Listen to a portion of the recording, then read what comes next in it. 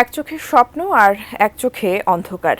মাত্র 18 বছরেই জীবনের রূঢ়তম দিকটি দেখা হয়ে গেছে জুলাই বিপ্লবের তরুণ যোদ্ধা আলিফ হাসান রাহাতের।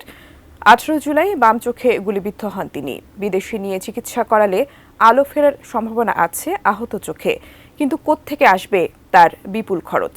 সুমন শিকদারের তোলা ছবিতে জাহিদ হোসেনের রিপোর্ট। হেমন্তের শেষ বিকেল, গুলশান লেকের দুধারে একটু একটু করে নামছে হিম কুয়াশা। পশ্চিম আকাশটা লাল করে অস্ত যেতে বসেছে সূর্য।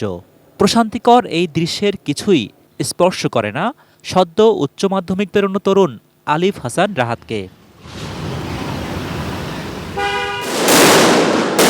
18 জুলাই বৈষম্য বিরোধী আন্দোলন চূড়ান্ত রূপ পাচ্ছে। উত্তরা বিএনএস সেন্টারের সামনে রাহাতের বাম চোখে গুলি লাগে। মারাত্মক ক্ষতিগ্রস্ত হয় অপটিক নার্ভ। হাসপাতালে নেওয়ার পথে অ্যাম্বুলেন্স থেকেই তাকে গ্রেপ্তার করে উত্তরা পূর্ব থানা পুলিশ।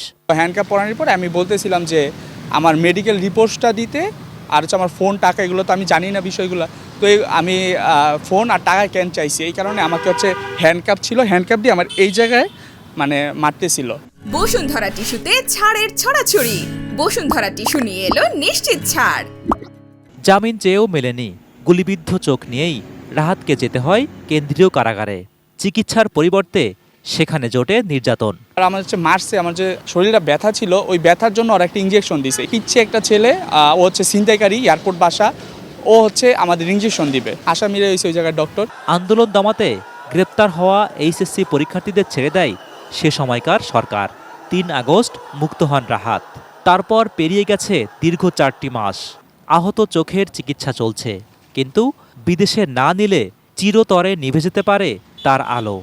চোখে তীব্র যন্ত্রণা আর বুক ভর্তি ক্ষোভ হতাশা নিয়ে রাহাত পাড়ি দিচ্ছেন মহাকালের মতো দীর্ঘ একটা দিন। সরকারের পক্ষ থেকে কোনো হেল্প পাই নাই। সরকার শুধু সাংবাদিক সম্মেলন করে বলল যে আমরা আহতদের পাশে আছি, আহতদের দেখতে, আসলে কিছুই না, ওইভাবে কিছুই হয় নাই। এখন উন্নত চিকিৎসা ছাড়া আর কিছুই চাওয়ার নাই। থাইল্যান্ডে নিয়ে চিকিৎসা করাতে পারলে ভালো হবে রাহাতের চোখ, কিন্তু সেজন্য প্রয়োজন 26 লাখ টাকা।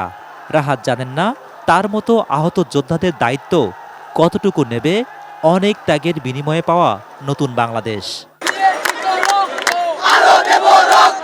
Zahid Hossain, ATN News, Dhaka.